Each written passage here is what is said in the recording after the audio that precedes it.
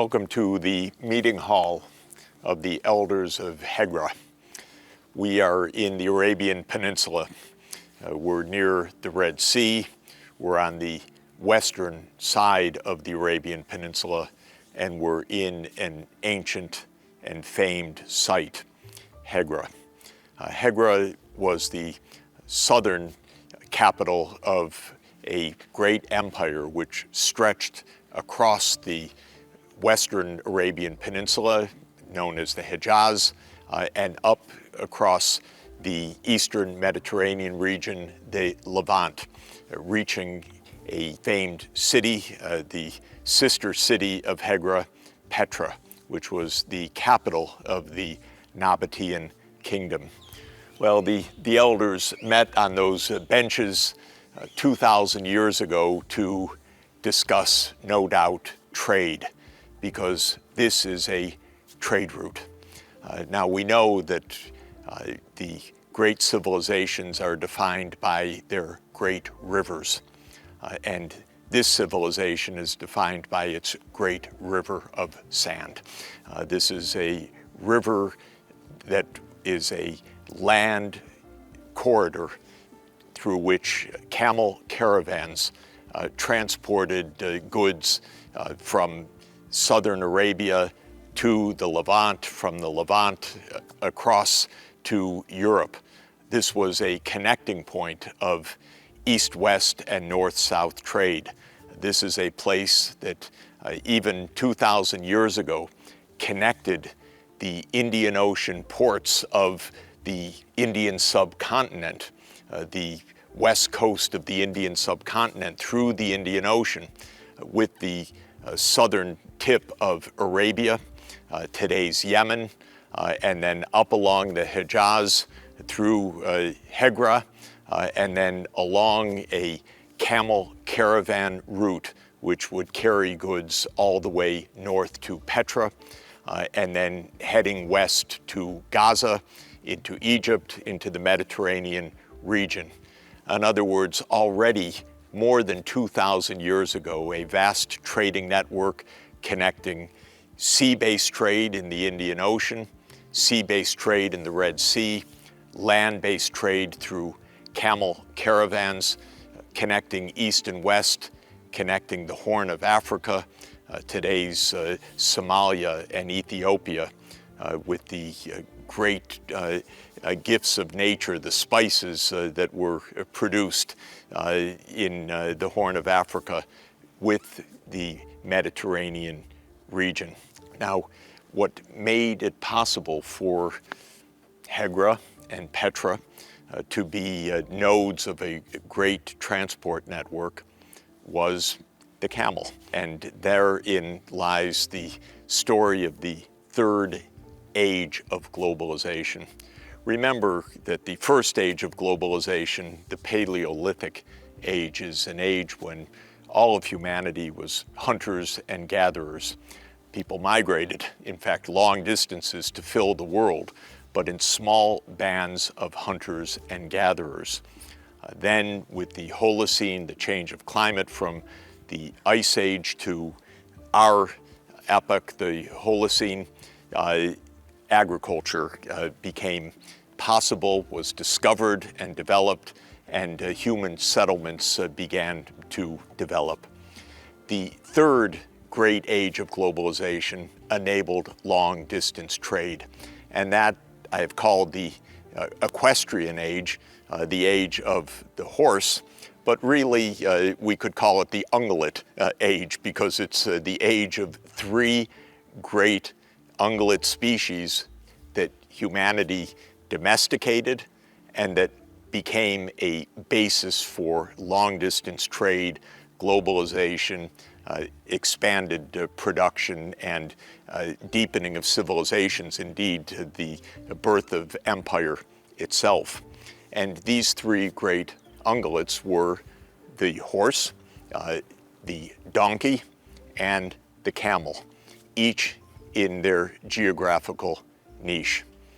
Now, interestingly, those three ungulates all originated actually in the New World, not the Old World. because we know from the fossil records that the evolution of the horse occurred in North America, as the camelids were species that evolved throughout North and South America. And the donkey, the Equus africanus, is itself part of the horse family, or the Equus order, and it also evolved, therefore, in the Americas. But millions of years ago, these three species migrated across the land bridge to Asia, and thereby came to populate niches throughout the Old World, throughout Asia, Africa, and Europe. The horse, in particular, is an animal of the grassland regions, the steppes, and the greatest and most successful horse populations were the horse populations of the great Eurasian steppe regions, stretching from north of the Black Sea all the way to the east, to East Asia, the great grassland regions, which gave rise to the great horse-based civilizations that in turn played such a decisive role in human history. The donkey is especially suited to the ecological niches of Northeast Africa, to Egypt, to today's Libya, to the regions of Mesopotamia. And the donkey would play its distinctive role in many different aspects of human life as it was domesticated. And the camel, of course, is a species that is uniquely adapted for the desert climate. It's an animal of great intelligence and absolute remarkable endurance, with a lot of design features for living for long periods and doing arduous work, including long-distance transport with remarkable endurance through hyper-arid climates.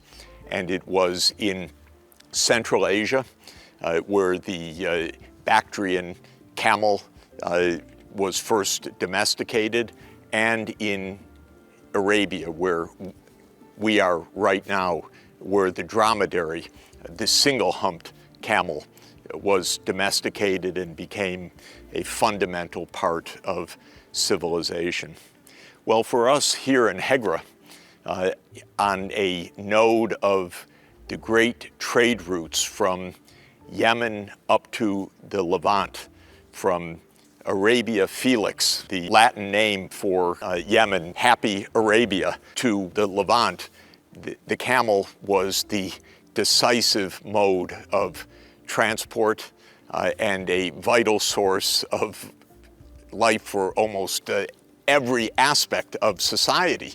The wool that was produced for the fabrics made in the region, the milk and the meat products for food, the role as a draft animal carrying trade goods very long distances, the ability of the camel in combat as a cavalry, but a camel-based part of the military. In all aspects of society in Arabia, the camel played an absolutely unique role. So this is a trade node and a center of globalization, that marks the globalization that began with the domestication of the three ungulates, the horse, the donkey, and the camel, which made possible long-distance transport, which made possible the expansion of political entities, and which was a fundamental part of early globalization. a most remarkable site and a most remarkable place in the long span of human history.